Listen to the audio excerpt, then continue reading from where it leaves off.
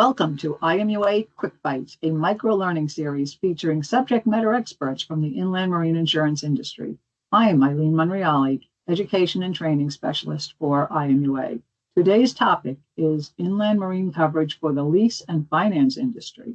I'm honored to introduce Ian Steitel, Product Manager, Great American Insurance Group. Take it away, Ian.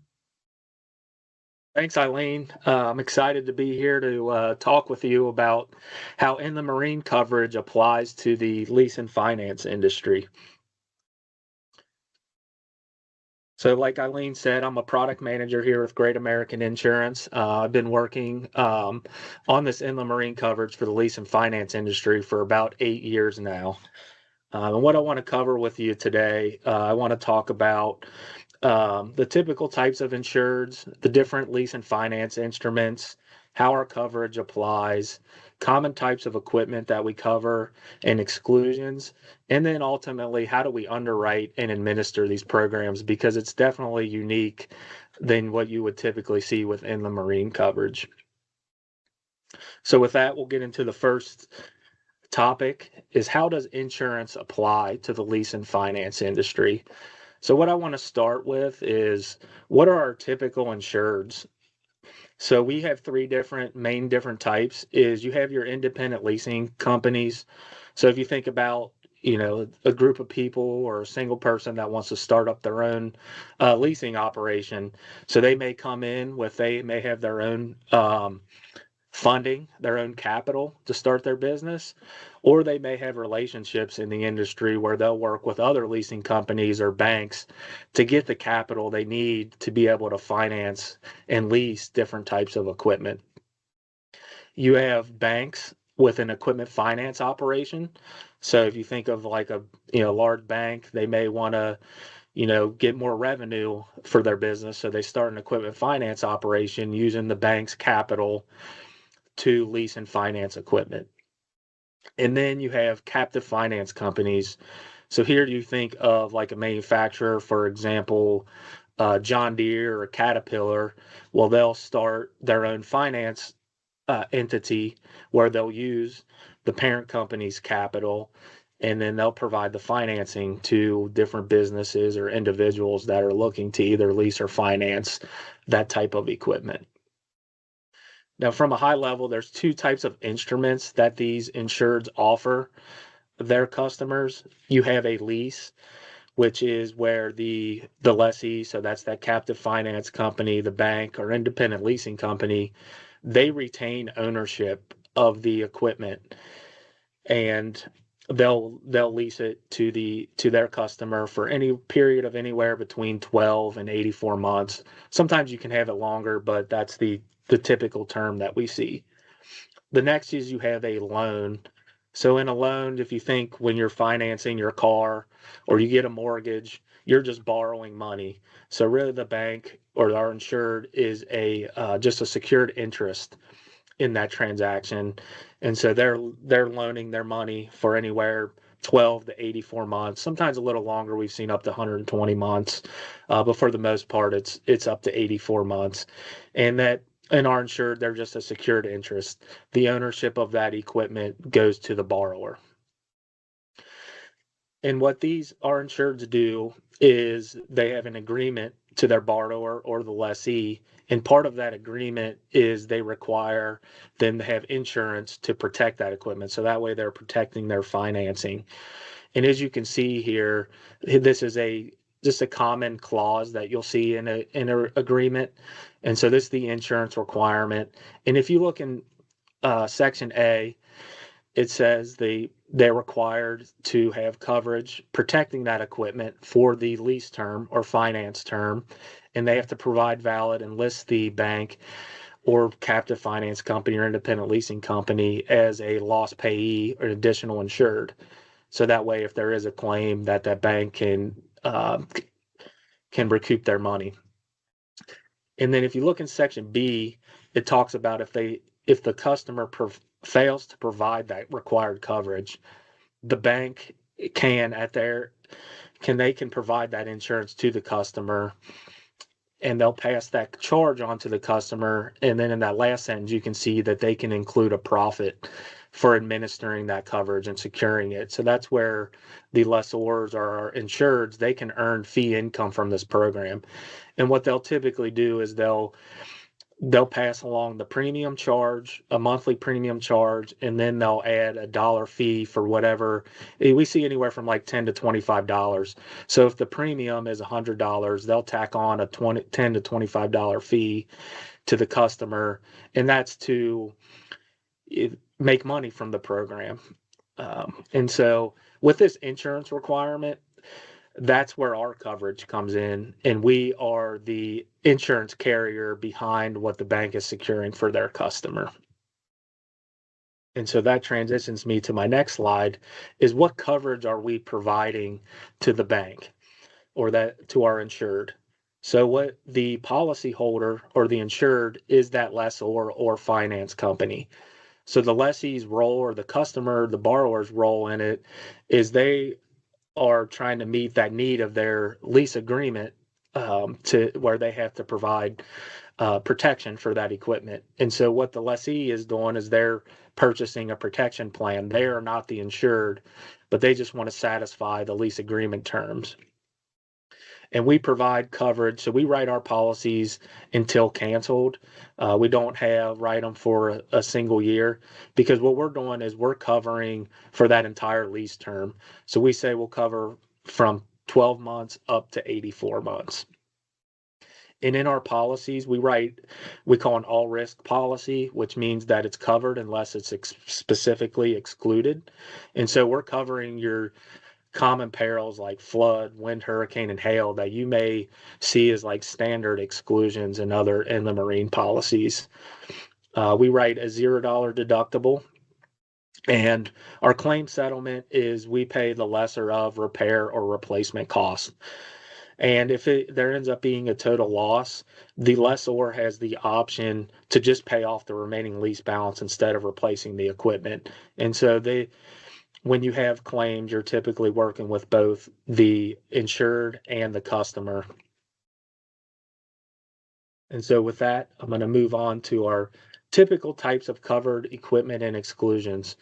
So what we're doing is we're covering a whole wide variety of equipment, as you can see here. So anything from printing, automotive garage equipment, medical equipment from large hospitals, dentist office, vets, small medical offices, office equipment, computers, laptops, furniture, copiers, and construction equipment. So yellow iron, if you're thinking your excavators, your loaders, your skid steers, generators, different types of tools, surveying tools used on the jobs, dumpsters, a whole wide variety of things that you would use on a construction site.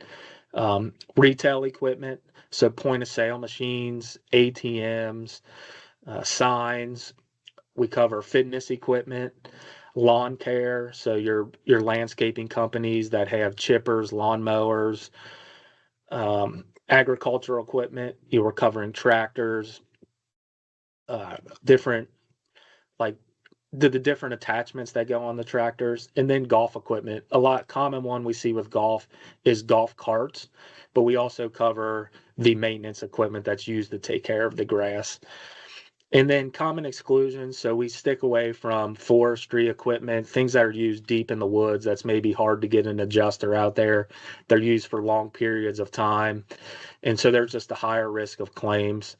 Mining equipment, so your different things that go in maybe an underground mine, oil and gas production equipment, and then large cranes, so thinking tower cranes, the big ones that exceed 130 ton lifting capacity or a 60-foot boom height. So those are the common types of equipment and exclusions that we have with the lease and finance industry. And these vary by the different insureds. So we have insureds that maybe focus only on maybe manufacturing equipment, or they only focus on golf equipment or construction equipment. And then we have other insureds that they cover all of it. That's their competitive advantage, is that they have relationships with maybe manufacturers or vendors for a whole wide variety of types of equipment that they can offer to their customers.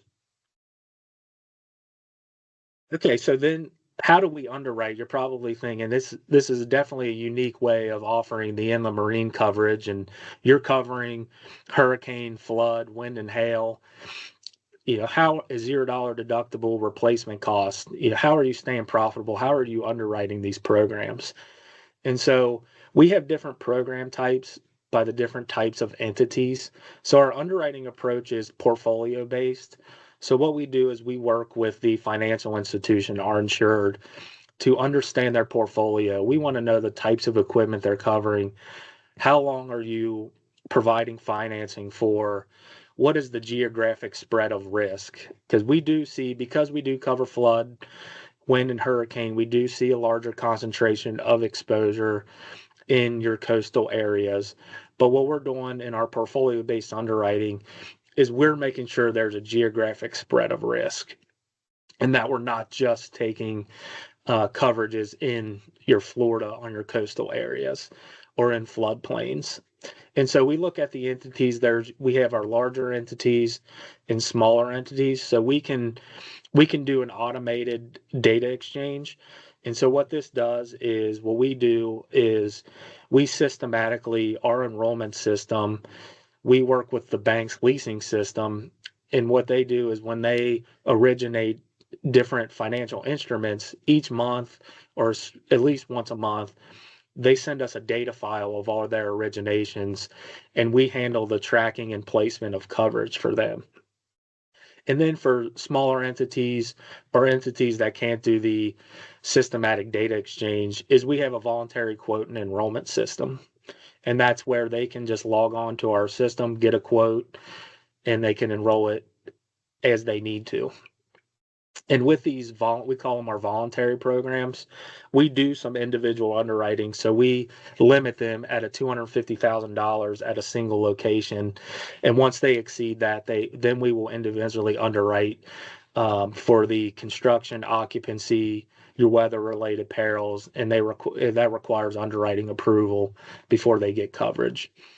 And then other things we do from an underwriting standpoint is we monitor exposure to cat events. So we do periodic exposure reviews of where all of our active exposure is. We're monitoring when hurricanes or major cat events, tornadoes, wildfires are ongoing, and we may, for our voluntary programs, we may put a hold or a moratorium in our system where we block them from enrolling in certain areas. So those are different ways that we make sure that we remain profitable. We do offer competitive rating and coverages to the industry to where if the borrower, the lessee, was going to go get coverage in the market, we make sure that our rates and coverages are competitive. And what we do is we collaborate directly with our clients. So for each insured, they have an assigned account manager that work with them, and we work to optimize to make sure we're not getting adverse selection. We're getting a good acceptance of contracts into our program, and we're getting that good diversified geographic spread of risk. And another thing is we're not covering the actual buildings or the structures themselves. We're covering the mobile equipment and contents coverage, which helps us reduce losses during those cat events. Because what happens is we cover a lot of construction equipment, those borrowers or lessees, they know that a hurricane's coming. What they'll do is they'll move that equipment, or you may have damage to the building, but since we're covering the contents, it may not necessarily have a total loss or major loss to the contents. So those are things of how we can maintain our profitable book of business and be able to offer those $0 deductibles, replacement costs, the hurricane wind coverage, flood coverage.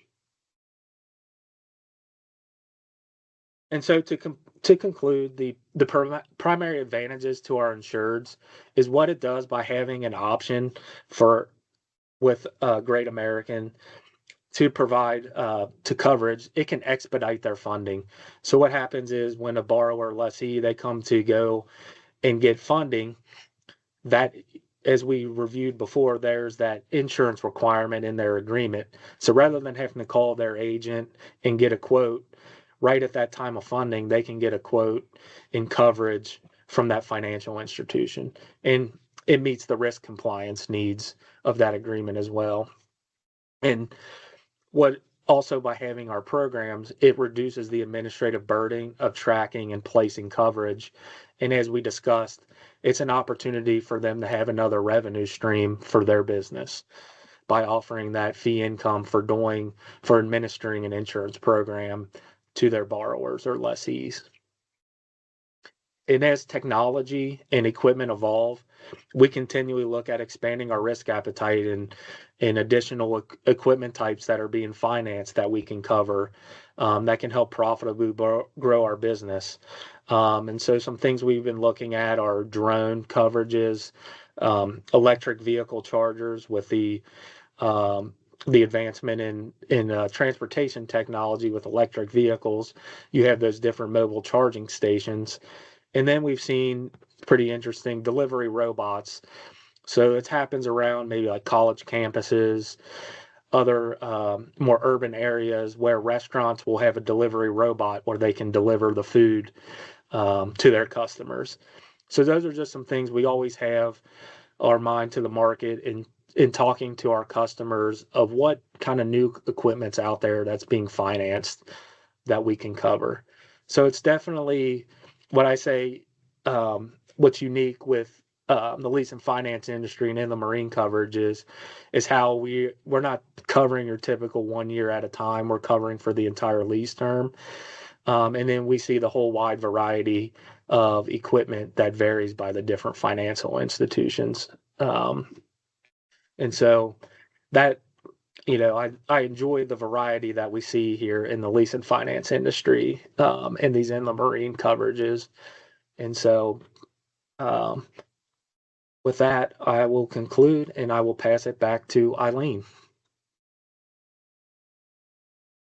That is fascinating, Ian, and certainly outside the box of what I think of as inland marine. I'm going to have to do some research on those delivery robots. Really interesting stuff. Thank you for sharing all of your expertise on this coverage that I personally knew nothing about. It's important to learn all the different coverages in the inland marine space. Hopefully, this Quick Bites is the springboard for viewers' further learning. IMUA does offer over 150 hours of on-demand inland marine education available at no cost to IMUA members, making it easy to continue your learning journey. If you scan this code, you can access the IMUA Learning Portal, where you'll find a comprehensive library of inland marine education resources searchable by topic. Also, if you're interested in joining an IMUA committee or exploring regional chapters to discover upcoming live events in your area, simply scan the QR code to access information on our technical and regional committees. We invite you to get involved and begin your journey with IMUA. Until next time, I'm Eileen Monreale with IMUA Quick Bites.